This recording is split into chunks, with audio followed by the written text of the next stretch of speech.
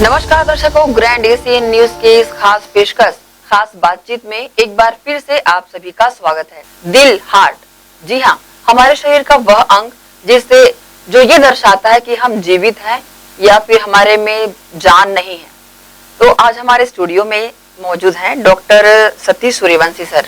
वर्तमान में Satish sir BM Shah hospital में अपनी सेवाएं दे रहे हैं और आज हमारे साथ उपस्थित होकर ये दर्शकों को हृदय रोग से संबंधित बीमारियों के बारे में बताएंगे और उसका उपचार भी बताएंगे। तो सर, आपका सबसे पहले स्वागत है हमारे स्टूडियो में। और आप हृदय रोग विशेषज्ञ हैं, बीएम शाह हॉस्पिटल में अपनी सेवाएं दे रहे हैं। तो सबसे पहले ये बताएंगे कि हृदय संबंधी ऐसी बीमारियां कौन कौन सी है और उससे बचने के उपाय क्या क्या? सबसे अगर हम कॉमन बात करते हैं आज अगर हार्ट की, तो हार्ट अटैक जिसको हम बोलते हैं हृदयाघात आम लोगों की भाषा में। तो हम अगर देखें कि पिछले 25 साल 30 साल में देखें तो जो हार्ट अटैक्स की प्रॉब्लम है वो बड़ी है। और इसका रीज़न मैं बोलूँगा ये लाइफस्टाइल, जो हमारी लाइफस्टाइल डिसीज़ है। तो सबसे पहले यंग लोगों में जो स्मोकिंग है उसकी वजह से भी हार्ट अटैक आता है। तो तंबाकू का सेवन किसी भी तरीके से जो भी हम लेते हैं वो बहुत ही घातक होता है और भी ऑर्गन्स को डैमेज करता है। और यंग पेशेंट्स में हमने देखा है 20 साल 25 साल के लोगों में हार्ट अटैक सिर्फ स्मोकिंग ही इसकी वजह है। दूसरा ये देखा गया है कि अनहेल्दी लाइफस्टाइल, जिसमें कि आप बिल्कुल भी वर्जिश नहीं करते, एक्सरसाइज नहीं करते, जिसकी वजह से आपका वजन बढ़ जाता है, चर्बी बढ़ जाती है शरीर में और इसके वजह से आपका कोलेस्ट्रॉल बढ़ जाता है। तो अगर आपका वजन ज़्यादा है तो वो भी आपके लिए रिस्क फैक्टर है। तो अगर हम रिस्क फैक्टर की बात करते हैं तो मॉडिफाइबल रिस्क फैक्टर्स और नॉन मॉडिफाइबल। मॉडिफाइबल यानी जिसको हम बदल सकते हैं, नॉन मॉडिफाइबल यानी जिसको हम बदल नहीं सकते। तो जिसको हम बदल नहीं सकते वो है हमारी एज। जैसे जैसे हमारी एज बढ़ेगी वैसे वैसे हार्ट अटैक का चांसेस बढ़ते जाएगा। दूसरा है हमारा सेक्स। तो मेल पर्सन जो है और फीमेल्स, तो मेल लोगों में हार्ट अटैक आने के चांसेस ज़्यादा होते हैं एज कम्पेयर टू फीमेल्स, क्योंकि फीमेल्स में जो उनके हार्मोन्स होते हैं जब तक कि उनका मेंस्ट्रुएशन चल रहा है तब तक वो बचाव होता है। लेकिन अगर डायबिटीज है फीमेल तो फिर से वो रिस्क फैक्टर सेम हो जाता है। उसके बाद में दोनों को सेम तरीके से हार्ट अटैक आ सकता है, तो जैसे जैसे एज बढ़ेगी। तीसरा है कि अगर आपका जेनेटिक्स है, आपके पेरेंट्स को हार्ट अटैक है, आपके भाई बहन किसी को हार्ट अटैक है, तो वो जीन्स में चलेगा, तो इसको हम बदल नहीं सकते। लेकिन कुछ चीज होती है जिसको हम बोलते हैं एपिजेनेटिक्स। एपिजेनेटिक्स यानी अगर हमारे खानदान में है हार्ट अटैक फिर भी हम अपनी लाइफस्टाइल को इतना अच्छा कर लें कि हमें ये समस्या हो नहीं पाए। अब हम दूसरी बात करते हैं कि जिन पे हम काम कर सकते हैं, जो हमारे लिए और इम्पोर्टेंट है। तो जो रिस्क फैक्टर्स में सिडेंट्री लाइफस्टाइल यानी बिल्कुल एक्सरसाइज नहीं करना, सिर्फ बैठे रहना, खाना है, तो ये भी एक रिस्क फैक्टर है। और WHO ने देखा गया है कि अगर आपका वेट ज्यादा है, सिडेंट्री लाइफस्टाइल है, बहुत बड़ा रिस्क फैक्टर है हार्ट अटैक आने के लिए। तो रेगुलर एक्सरसाइज, घर में आप म्यूजिक लगा के एरोबिक्स कर सकते हैं, सीढ़ियां जो है घर में उसमें आप चढ़ सकते हैं, स्टेप्स ले सकते हैं। तो आप ध्यान दीजिए, आजकल वॉचेस भी आ रहे हैं, 10,000 स्टेप एक एडल्ट आदमी को डेली लेना है। तो अगर आप ये करते हो तो आपका रिस्क फैक्टर हार्ट अटैक का कम से कम 50% कम हो जाता है। तो एक सिडेंट्री लाइफस्टाइल, आपका वजन ज्यादा है, कमर के चारों ओर चर्बी है आपके, तो ये सारी चीजें, पेट के चारों तरफ चर्बी है, तो ये रिस्क फैक्टर में आता है। दूसरा अनहेल्दी फूड। अनहेल्दी फूड्स में नॉन वेजिटेरियन फूड जो है उसमें कैलोरीज बहुत होती है, तेल की मात्रा ज़्यादा होती है वो, और कार्बोहाइड्रेट जिसमें ज़्यादा है, तो ये सारे अनहेल्दी फूड्स कहलाए जाते हैं। इसलिए हमको हेल्दी फूड्स लेना है जिसमें बहुत सारे ग्रीन लीफी वेजिटेबल्स है, फ्रूट्स है, सैलेड्स है। फ्रूट कम से कम 4 से 5 बार हमको डेली लेना है। जो डेयरी रिलेटेड जो है, जैसे पनीर है और दूध है जिसमें मलाई निकली हो, ये सारी चीज़ों में प्रोटीन्स रहता है, तो वो हमारे लिए अच्छा है। नॉन वेजिटेरियन में फिश जो है वो बहुत अच्छा है, और उसमें अगर हम नॉर्मल पका के सब्जी बना के, ऑयल नहीं होना चाहिए वो, और मटन किसी भी इसमें लेना नहीं चाहिए, बहुत अच्छा नहीं होता है वो। चिकन समटाइम्स और द अदर आप बॉइल्ड वाला ले सकते हैं। तो ये तो एक चीज हुई। और स्मोकिंग के बारे में हमने जैसे बात कर ही ली, तो ये सारे जो रिस्क फैक्टर्स हैं वो काम करते हैं। जैसे आपको अगर डायबिटीज है तो आपका रिस्क 5 टाइम्स बढ़ जाता है, आपको ब्लड प्रेशर है तो आपका डबल हो जाता है रिस्क। तो ये सारे रिस्क फैक्टर्स है। कोलेस्ट्रॉल बढ़ा हुआ है जिसके ऊपर हम काम कर सकते हैं। तो ये जो हार्ट डिसीज है ये एक लाइफस्टाइल डिसीज है, और अपनी लाइफस्टाइल को हम मॉडिफाई करेंगे तो हमारे जो हार्ट अटैक आने के चांसेस है वो 100 से कम होकर 50-40% तक आ सकते हैं। तो एक हेल्दी लाइफस्टाइल अपनाइए, ताकि बचाव हो सके। और मेडिसिन में बोला जाता है कि prevention is better than cure, तो बचाव जो है वो इलाज से ज्यादा अच्छा है। तो सबसे पहले बचाव करें, उसके बाद में अगर बचाव के स्टेप्स होने के बाद भी अगर आपको हार्ट अटैक आता है तो फिर हम क्या करेंगे ये हम आगे देखते हैं। सर, हृदय संबंधी अगर रोगों के बारे में हम आपसे बात करें तो ऐसी कई सारी बीमारियां हृदय रोग से संबंधित है जो दर्शाती है कि यानी शरीर का हर एक अंग ठीक ढंग से काम कर रहा है या नहीं। और बीमारियों में की अगर बात करें तो एंजियो, प्राइमरी एंजियोप्लास्टी क्या है? जैसे मैंने बोला कि ब्लॉकेजेस की समस्या बढ़ जा रही है, तो जैसे जैसे हमारी एज बढ़ती है जो कोलेस्ट्रॉल है वो खून की नलियों में बढ़ते जाता है, डिपोजिशन उसकी वजह से नैरोइंग। तो कुछ बॉडी में हमारे चेंजेस आते हैं जिस टाइम पे, जैसे ठंडी का मौसम है या हमको बहुत गुस्सा आया या कुछ एपिसोड हो गया हमारी लाइफ में, स्ट्रेस हो गया, तो उस टाइम पे बॉडी में हार्मोन्स ऐसे रिलीज होते हैं जिसकी वजह से ये जो अंदर क्लॉट है तो वो ब्रेक हो जा रहा है, अंदर बना हुआ क्लॉट। तो अंदर ब्रेक, जैसे हमारे हाथ में चोट लगती है तो वहां पर क्या होता है, खून जमता है। तो वैसे हार्ट के अंदर जो नली के अंदर एक चोट लगी है तो लेकिन बॉडी का रेस्पॉन्स ये है कि वहां पर वो खून का थक्का बना देगा। तो जो स्किन में बनता है थक्का वो हमारे लिए फायदेमंद है, ब्लीडिंग रुक गई। लेकिन हार्ट के अंदर जो नॉर्मल मैकेनिज्म से होता है वो आपका ब्लॉक कॉज कर देता है और पेशेंट को मेजर हार्ट अटैक आ जाता है।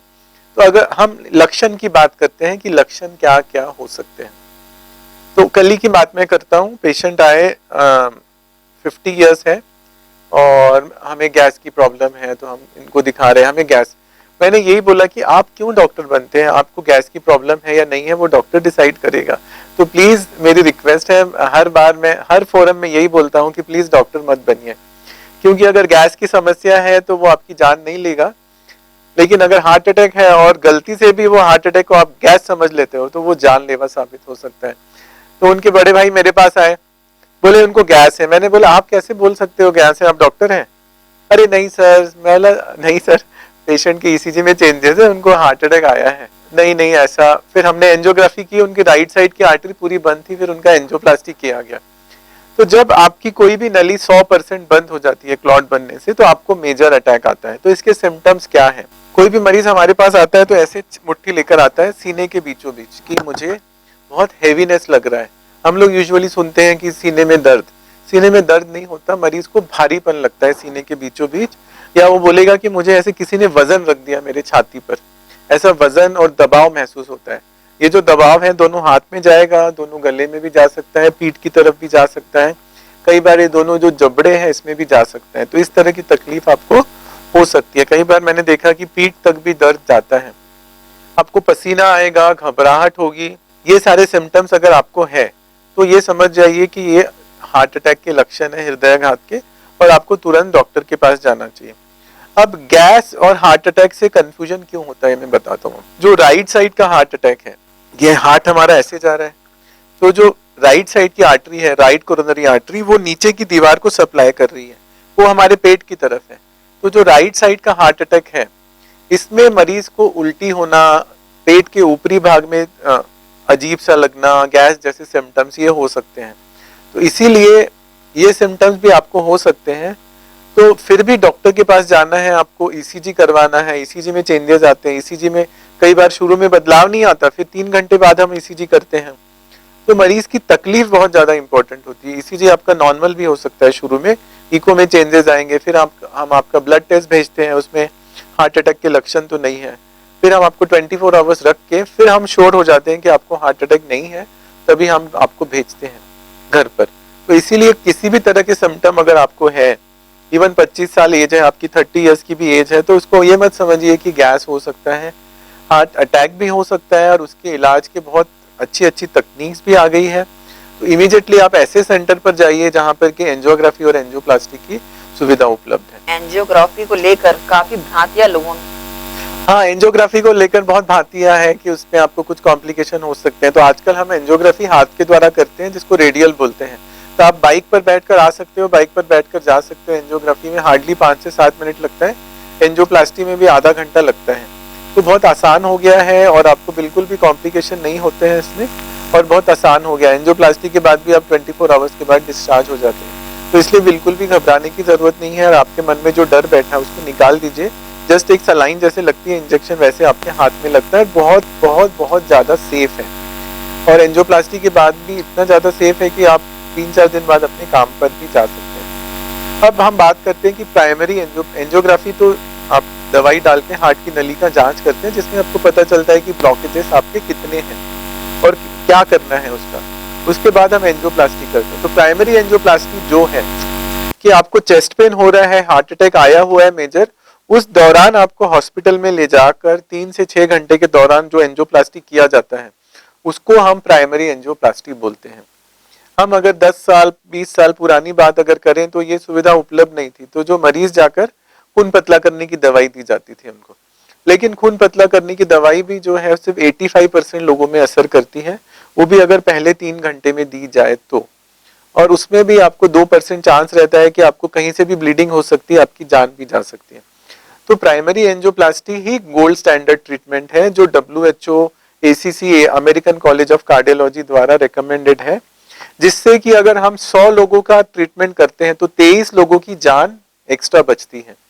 तो अगर आपको मेजर हार्ट अटैक है, ऐसा आपके सीने के बीचों बीच हो रहा है, तो कई हमने अभी यहाँ जो नया सेंटर हमने स्टार्ट किया है BM शाह के साथ कोलैबोरेशन करके, SMC BM Shah cardiac centre, तो यहाँ पर पिछले 15 दिनों में ही हमने करीब 8 से 10 पेशेंट ऐसे हैं जिनका रात को 12 बजे 1 बजे आकर हमने एंजियोप्लास्टी किया। क्योंकि अगर आपकी नस बंद हो गई तो जो मसल डैमेज हो रहा है, जितना टाइम आप लूज कर रहे हैं वो हार्ट मसल लूज हो रहा है। इसलिए बोलते हैं कि टाइम इज मसल, जितना टाइम लूज हो रहा है हार्ट का मसल लूज होते जा रहा है और आपके डेथ होने के चांसेस बढ़ते जा रहे हैं। तो कम समय में हमको 90 मिनट के दौरान में आपको एंजियोप्लास्टी कर देना है, वो हम यहाँ पर कर रहे हैं, और जो लाइफ सेविंग है। इसलिए आप ऐसे सेंटर पर जाइए जहां पर ये प्राइमरी एंजियोप्लास्टी और एंजियोग्राफी एंजियोप्लास्टी की सुविधा उपलब्ध है, ताकि आपके या आपके जो खुद के जिनसे आप प्यार करते हो, जो फैमिली मेंबर्स हैं, आपके रिलेटिव्स हैं, उनकी जान बच सके। तो बहुत आसान हो गया है और टेक्निकली भी बहुत आसान हो गया है, और मरीज की जान बच जाती है। खून का गाढ़ा होना, जैसे कोलेस्ट्रॉल बढ़ता है, क्या हार्ट अटैक का मेन कारण हो सकता है? हाँ, होता है मेन कारण। जैसे कोलेस्ट्रॉल जिनका ज्यादा है तो उनको हार्ट अटैक आने के चांसेस ज्यादा रहते हैं। जितना ज्यादा कोलेस्ट्रॉल रहेगा वो डिपॉजिट होगा। तो अगर नॉर्मल कोलेस्ट्रॉल की बात करते हैं वो 200 के करीब होता है, तो इसलिए 25 साल में रिकमेंडेड है कि आप अपना कोलेस्ट्रॉल लेवल चेक करिए। इसमें एक अच्छा कोलेस्ट्रॉल और एक खराब कोलेस्ट्रॉल होता है, जो LDL कोलेस्ट्रॉल जिसको हम खराब कोलेस्ट्रॉल बोलते हैं, और HDL कोलेस्ट्रॉल हाई डेंसिटी जिसको हम अच्छा कोलेस्ट्रॉल बोलते हैं। तो LDL कोलेस्ट्रॉल आपका जो है वो अगर आपको कोई रिस्क फैक्टर नहीं है तो 130 से 160 के बीच होना चाहिए। अगर कोई रिस्क फैक्टर है तो वो आपको और कम होना चाहिए, 130 से नीचे। जितना ज्यादा आजकल तो हम कोलेस्ट्रॉल की बात कर रहे हैं कि जिनको हार्ट अटैक आता है उनमें 70 से नीचे लाया जाए। नए गाइडलाइंस आ रहे हैं कि 55 से कम भी लाया जाए दवाइयों द्वारा, जो स्टैटिन है उससे। तो अगर कोलेस्ट्रॉल आपका बड़ा है तो रिस्क फैक्टर है, अपनी लाइफस्टाइल चेंज करके, फूड हैबिट चेंज करके आप उसको कम कर सकते हैं, और साथ में मेडिसिन भी आप ले सकते हैं उसके लिए। सर, अभी बीच में या कह सकते हैं 1.5 साल से लगभग कोरोना महामारी से पूरा देश और विश्व लड़ रहा है, तो BM शाह हॉस्पिटल में कोरोना के दौरान में किस तरह के पेशेंट आए? क्या उन सभी में ये कह सकते हैं जिनकी मौतें हुई हैं उनमें हृदय संबंधी रोग को ही ज्यादा घेरा हो?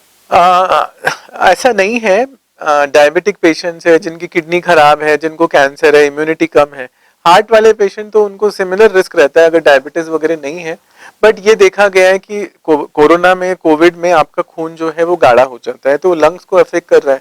तो साथ ही साथ कई बार ऐसा देखा गया हमने कि वो रिकवरी फेज में ये लोग को हार्ट अटैक्स भी आ रहे हैं, क्योंकि जो खून गाढ़ा हो गया है वो जाके नली में भी जमा हो जा रहा है और आपको हार्ट अटैक्स आ रहे हैं। तो ऐसे में भी आपको घबराने की जरूरत नहीं। अगर सिम्टम आते हैं तो आप तुरंत से हॉस्पिटल जाइए, और वहां पर आपको मेडिसिन दिया जाएगा। हार्ट अटैक के लक्षण आने के बाद में फिर एंजियोप्लास्टी भी आपकी हो सकती है। तो थोड़ा सा तो रिस्क ज्यादा है, इसलिए थोड़ी सी सावधानी हमको बरतनी है। कोविड पेशेंट जो पोस्ट कोविड है उनमें हार्ट अटैक आने के chances as compared to other थोड़े से ज्यादा है। सर, कार्डियो यूनिट के लिए लोगों को रायपुर का रुख करना पड़ता था, अभी ये सुविधाएं BM शाह में भी अवेलेबल हो गई है, किस तरह संभव हो पाया सर? किस तरह संभव हो पाया? मैं पिछले करीब 16 सालों से फोर्टिस एस्कॉर्ट्स रायपुर में मैं वहां पर था as a chief consultant cardiologist. तो वहां पर हम पूरे छत्तीसगढ़ से मरीज आते थे। बट ये देखा गया फिर हमने कि भाई पेरिफेरल में जो सेंटर्स है, फिर हमने अंबिकापुर में सेंटर स्टार्ट किया। फिर हमने देखा कि भिलाई भी दूर पड़ता है, तो जो टाइम फ्रेम है 1.5 घंटे वाला वो हम कवर नहीं कर पा रहे। जैसे यहाँ से मरीज अगर रायपुर आ रहा है तो फिर हमने पता किया, फिर हमारे लाइक माइंडेड हॉस्पिटल जैसे बीएम शाह है तो उनसे हमने बातचीत करके, क्योंकि वहाँ सारी बाकी फैसिलिटीज थी, बट हार्ट अटैक का पेशेंट आ रहा तो फिर इसको एम्बुलेंस में भेजना है, रास्ते में डेथ होने के चांसेस, ये सारी चीजें। तो फिर हमने बोला कि हम लाइक माइंडेड लोग इकट्ठा होकर हम यहीं पर ये जो फैसिलिटी है इसको स्टार्ट करते हैं। तो हमने यहाँ पर कैथ लैब स्टार्ट की है, 24/7 कार्डियोलॉजिस्ट अवेलेबल है और हम लोग यहाँ पर इमरजेंसी में भी केसेस करते हैं। और आपको सुनकर आश्चर्य होगा कि जो भिलाई में हम, रायपुर में हम जो कॉम्प्लेक्स केसेस करते थे, लास्ट फ्राइडे हमने कैंप भी किया और काफी अच्छा रेस्पॉन्स था। उसमें हमने जो पेशेंट्स आए, कॉम्प्लेक्स एंजियोप्लास्टी यानी होता है कि लेफ्ट मेन, उसको सबसे डिफिकल्ट एंजियोप्लास्टी माना जाता है। तो लास्ट टाइम हमने एक पेशेंट का वहाँ पर जो लेफ्ट मेन बाइफरकेशन, जिसमें मेन नली थी और 2 शाखाएं थी, उसमें हमने एंजियोप्लास्टी किया उनका और बहुत सक्सेसफुल रहा। तो इस तरह के जो कॉम्प्लेक्स केसेस हैं जिसके लिए मरीज को मुंबई, दिल्ली, हैदराबाद ये सारी जगह भागना पड़ता था, तो ये सारी चीजें अब आपको दूर जाने की जरूरत नहीं है। कई लोगों को कैल्शियम रहता है तो उसकी फैसिलिटी भी हमारे पास है दूर करने के लिए, जिसको रोटाब्लेशन एथरेक्टमी। तो कई लोगों को जैसे मल्टीपल ब्लॉकेज जैसे उनको मल्टीपल स्टेंट्स डलने हैं, बाईपास एडवाइज्ड है, तो लोग थोड़ा सा अवॉइड करते हैं बाईपास, चेस्ट ओपन होना है रिस्क, तो ऐसे लोगों का भी हम एंजियोप्लास्टी यहाँ पर कर रहे हैं और बहुत अच्छे रिजल्ट्स हैं उसमें। और इसलिए आपको घबराने की जरूरत नहीं है और चिंता करने की जरूरत नहीं। इमरजेंसी में भी और वैसे भी रूटीन में भी अगर कुछ कॉम्प्लेक्स एंजियोप्लास्टीज है तो वो भी यहाँ पर हो रहे हैं। यहाँ पर पेसमेकर की फैसिलिटीज भी अवेलेबल है। तो जो जो कार्डियक चीजें हैं यहाँ पर जो हो सकती है वो सारी चीजें यहाँ पर हो रही हैं। सर, हृदय का जो उपचार होता है काफी महंगा होता है और हॉस्पिटल प्रबंधन भी चाहता है कि जो पेशेंट आए वो ठीक होकर जाए जी। तो बीएम शाह किस तरह की आर्थिक मदद करता है पेशेंटों की? ये CHR एक्टिविटी के लिए जाना जाता है ना वैसे बीएम शाह, तो हमने भी इसलिए यहाँ पर जो पैकेजेस है कंपैरिजन में हमने कम रखे हैं। कोई पुअर पेशेंट जैसे आते हैं तो उनको हम मिनिमम खर्च में भी हम कर देते हैं कि जो हॉस्पिटल को खर्च आ रहा है विदाउट प्रॉफिट नो लॉस। जैसे आज ही हमने एक सिक्योरिटी गार्ड का किया हमने, तो उसका हमने 50% कम करके हमने उसका एंजियोग्राफी, क्योंकि अफोर्ड ही नहीं कर सकता। लास्ट टाइम भी एक बंदा था, उसका हमने 50% डिस्काउंट करके किया है, तो सिर्फ जो खर्चा आता है। तो इस तरह की जो चैरिटेबल चीजें हैं हम यहाँ पर करते हैं और हम वहाँ SMC में भी करते हैं। तो बीएम शाह हम सारे लोग मिलकर, क्योंकि उनकी भी सोच सेम है, तो मानवता के साथ सेवा जैसे है। और हमारा टैगलाइन ये है कि अवर एक्सपीरियंस योर ट्रस्ट, तो हमारा जो अनुभव है वो आपके भरोसे का प्रतीक है, जो हमारे 16 साल का भरोसा है। तो ये जो भरोसा जो रायपुर में था वो अब भिलाई भी आ गया है। तो आप बिना किसी डर के और बिना किसी भय के आप भरोसा कर सकते हैं कि जो मोस्ट एक्सपीरियंस्ड अनुभवी हाथ है उनके द्वारा आपका ट्रीटमेंट होगा। जहां तक मेडिकल फील्ड है, मुझे लगता है कि लोग जो अनुभव है उस पर बहुत विश्वास करते हैं। जितना ज्यादा एक्सपीरियंस है आपका उतना ज्यादा आप निखरते जाते हो ट्रीटमेंट में, आउटकम में, पेशेंट में। तो इसलिए डॉक्टर मोहंती है यहाँ पर हमारे साथ, वो भी करीब 16-17 साल का एक्सपीरियंस है। मेरा है, भले मेरी एज इतनी ज्यादा दिखती नहीं है, बट मेरा तो पिछले 20 सालों से हम ये कर रहे हैं यहाँ पर इलाज। और डॉक्टर भरत अग्रवाल हमारे साथ है। तो इन लोगों की टीम है, मिलकर बोलते हैं कि ना लोग जुड़ते गए, कारवां बनता गया। तो ये टीम वर्क होता है एक साथ जब हम मिलते हैं, तो 1 और 1 11 होकर हम यहाँ पर जो लोग हैं उनके हम मदद करेंगे, उनकी जान बचाने में हम सहायक बनेंगे। और ईश्वर की कृपा है कि उसने हमको चुना ये सब नेक काम करने के लिए, उसका हम धन्यवाद देते हैं। और आगे भी हम ये सेंटर्स की फैसिलिटीज और बढ़ाते जाएंगे और कोई भी पुअर पेशेंट्स रहेगा उसकी हम मदद करते रहेंगे। तो आप बेझिझक यहाँ पर कभी भी 24/7 जो है यहाँ पर आकर एंजियोग्राफी है, एंजियोप्लास्टी है, बाकी सारी कार्डियक फैसिलिटीज की जो है सुविधाएं उपलब्ध है, उसका उपयोग आप यहाँ पर कर सकते हैं। सर, ग्रैंड एशियन के लाखों दर्शकों को आप बताएं कि वो अपना हृदय कैसे स्वस्थ रखें, अपनी दिनचर्या, अपना खान पान कैसा? दिनचर्या बहुत जरूरी है। हम एरोप्लेन में जाते हैं तो एयर होस्टेस बोलती है कि सबसे पहले आप अपना मास्क लगाइए, उसके बाद दूसरा। तो आप बोलेंगे कि मुझे मेरी फैमिली की तरफ ध्यान देना है, मेरी जॉब की तरफ ध्यान देना है, इसलिए मैं खुद पे ध्यान नहीं दे पा रहा हूँ। तो क्या ये सही है? नहीं। तो सबसे पहले अपना ध्यान। तो अपना ध्यान आप कैसे रखेंगे? अपना ध्यान रखने के लिए सुबह का 1 घंटा फिक्स कर लीजिए कि 1 घंटा मैं अपने लिए दूंगा ही दूंगा। बाकी सारी चीजें, हाँ, तो हमें अपनी प्रायोरिटी फिक्स करनी पड़ेगी लाइफ में, है ना। जब तक हम प्रायोरिटी फिक्स नहीं करेंगे तब तक नहीं होगा। लोग बोलते हैं हो नहीं पाता, हो पाता है। जब हम अगर आपकी फ्लाइट है रायपुर से पकड़ना है, आप कितने बजे उठेंगे? है तो जब हम समझते हैं कि ये इम्पोर्टेंट है हमारी लाइफ में, वो समझकर हमको करना है, तो सुबह उठते बराबर आप जो डाइट है, जो मेरा मैं बता रहा हूँ आपको, क्योंकि मुझे लगता है अगर मैं दूसरों को बोल रहा हूँ तो मुझे भी फॉलो करना है। तो सबसे पहले उठते बराबर हम लोग फ्रूट्स लेते हैं, और फ्रूट्स उसके बाद में ड्राई फ्रूट जो है बादाम, उसको भिगाकर वो सब चीजें लेते हैं फ्रूट्स, और उसके बाद में जो सैलेड्स हैं साथ में वो भी लेते हैं। उसके बाद में जॉगिंग करने जाते हैं, उसके बाद आने के बाद में 1 घंटा आधा घंटा जो है power yoga, deep breathing exercise, और उसके बाद में मेडिटेशन का भी बहुत बहुत बहुत ज्यादा रोल है। जो कोरोना टाइम में आप लोग देख रहे हो, लोगों को इतना स्ट्रेस के कारण ही लोग, कई लोगों ने आपने देखा है कि सुसाइड कर लिया कि अरे मुझे कोरोना हो गया, मैं बचूंगा नहीं बचूंगा। तो हमने कोरोना में देखा एक पॉजिटिव सोच के साथ जो व्यक्ति आया वो बच गया, जो नेगेटिव के साथ आया वो नहीं। तो सोच बहुत जरूरी है। तो लाइफस्टाइल में हेल्दी फूड, रेगुलर एक्सरसाइज, एक घंटा खुद को देना है आपको, और उसके बाद में मेडिटेशन का बहुत इंपॉर्टेंट रोल है। मैं और मेरी वाइफ जो है, हम लोग हार्टफुलनेस मेडिटेशन फॉलो करते हैं। वो आपकी माइंड को स्टेबल रखने में, जैसे हॉस्पिटल में हम अब अंबिकापुर का सेंटर है, भिलाई का सेंटर है, रायपुर का सेंटर है, वी आर ऑल मैनेजिंग, तो पेशेंट्स भी करने हैं। तो अगर हम ही स्ट्रेसफुल हो जाएंगे तो पेशेंट को कैसे मैनेज करेंगे।